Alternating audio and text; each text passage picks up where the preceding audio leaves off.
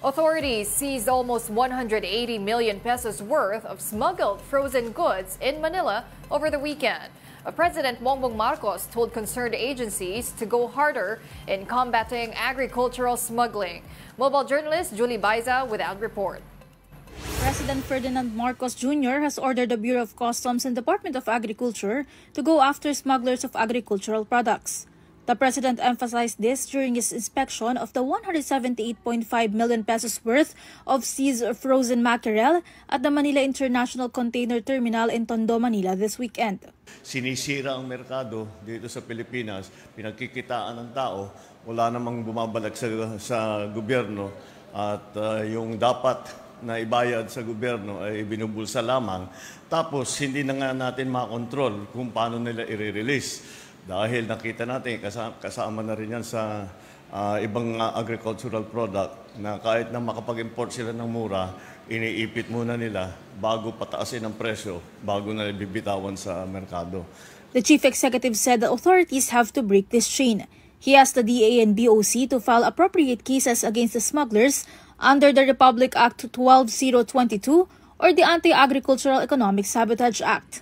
Kaya ito yung buong tinatawag na chain na kailangan natin buwagin.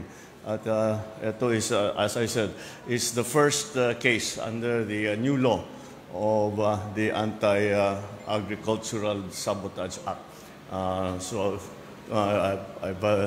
I've spoken to our Bureau of Customs, I've spoken to the Department of Agriculture. We have to keep going. Kailangan patibayin pa natin ito. After the inspection, PBBM presided over the distribution of some 28,000 kilos of seized mackerel in Baseco Port area, Manila. Each household got 2 kilos of mackerel. The frozen mackerel will also be distributed to the poorest barangays in Metro Manila, Obando and Maykawayan in Bulacan, and Bacoor in Cavite.